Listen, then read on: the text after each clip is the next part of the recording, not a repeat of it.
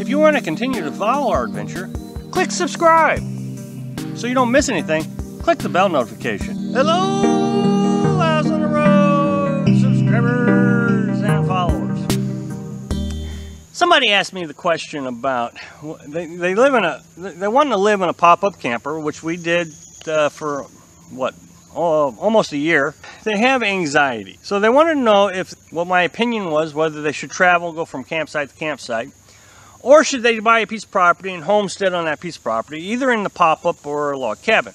She did know that Carolyn has anxiety, and so she was hoping that I would have some insight. Just so you know, the reason why I know this is because, one, Carolyn has anxiety, but I also worked in a sheltered workshop where we hired disabled folks, and a lot of those folks had mental illness, and one of those mental illnesses that we had to deal with a lot was anxiety. It seems like anxiety is the most common thing. They could be suffering from all kinds of issues, all kinds of different issues, but one related issue that a lot of folks had was anxiety. Once it's engaged, there's not much a person can do to talk someone out of anxiety. The brain's just going to go through whatever it's going to go through. Anxiety doesn't play by any rule book that I am aware of. A lot of people think that anxiety is triggered by an event. So, for example, anxiety can be triggered. Some people think, okay, when my husband goes out and plays football, I get an anxiety attack. I just know he's going to get hurt. But the thing is next week he'll go out and play football and she doesn't have an anxiety attack. You're not having an anxiety attack because your husband's playing football. You're having an anxiety attack because your brain says, I want to have an anxiety attack. It is pumping cortisol into your brain, which your brain loves. It's kind of like a drug. Hey, I like cortisol. And all kinds of endorphins and everything is really jazzing up your brain. And so your brain says, this is cool. So it makes an excuse as to why you're having this anxiety. So, for example, we can shower inside the camper now. It's quite handy. To me, it feels like I'm very secluded and nobody can see what I'm doing. So, but to Carolyn, she feels like the people can see through the camper. So she's very off and on about her comfort level taking a shower inside the camper when people are around. So one day, I decided we were going to go get some water, but while we were getting water at the city park, we would go ahead and take a shower at the city park and then come back to our campground with all our buckets full of water instead of going to the city park, getting water and coming back to the campground and then waste, a bucket of water. That would have shortened our stay at the campground. Well, we got there. She was okay with it the whole trip. I mean, she didn't have any problems with it. We got there. She took one look and all of a sudden, bam, she was in anxiety mode. I mean, she just couldn't deal with it. I'm not going to take a shower there. So I guess we'll just have to change our plans. Now, if Carolyn was by herself, that anxiety would have taken over. She would not have been able to cope with it. She probably wouldn't even gotten the water. I mean, to her, the world has ended. She's going to get in the truck and she's going to sit there. If she was alone, she might have just gotten in the truck and just started driving, and who knows what would have happened. But here's the real interesting thing, is we went to another city park, and I already was going to say, okay, we're not going to get shower here. We're not going to shower here. And the thing was really strange was the first city park, there was only a couple people there. I mean, it was a very small city park. But at the next one, it was a very large city park in a very large city. Lots of people around. And I already decided we weren't going to take a shower there.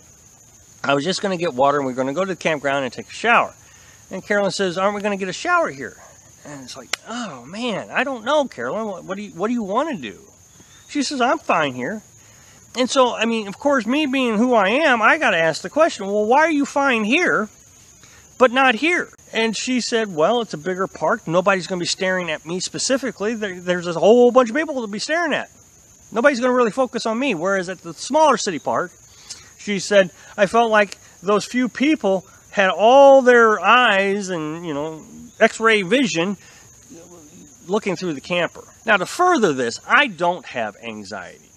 And so if you have anxiety and you're wondering if you should be out here traveling like this lady who asked me, from my perspective, a guy without anxiety, when I have to go to a new campground that I've researched all season long, which is what I do. I research campgrounds all season, make sure it's got cell phone, make sure I can find water, make sure how long I can stay. Are there other campgrounds in the area that I can go to? I mean, I spend a ton of time looking. Well, when I get in the truck to actually go to this next campground, to another state, I mean, it's the worst day that I can have in this adventure. It is absolutely the worst day. I absolutely hate moving. So I can't imagine that if I had anxiety, what that would do to my anxiety. Now again, anxiety is not triggered by the event. It's not. If it was triggered and I was dealing with moving at that time, my brain is going to say, okay, I hate moving from one location to another location. That's what's triggering my anxiety, and I'm not going to do it anymore. Well, okay, then you may have some serious problems, because if you're not going to go anyplace else, you can't stay in this location for 2 weeks. I just know how much I hate moving, and if I had anxiety, and while I was moving, an anxiety event was triggered, I could see it just ending this adventure. You have to answer your own question, is what I'm suggesting, based on the information that I've just provided, the best I know how, based on Carolyn's anxiety and based on my feelings of moving around. Do you want to homestead, or do you want to live in a pop-up camper traveling around? If you don't think your anxiety is ever going to be triggered while you're moving around, it all depends on how much you like moving around. If you're happy with moving around and you have an anxiety attack, you're not going to connect the anxiety to moving. You're not.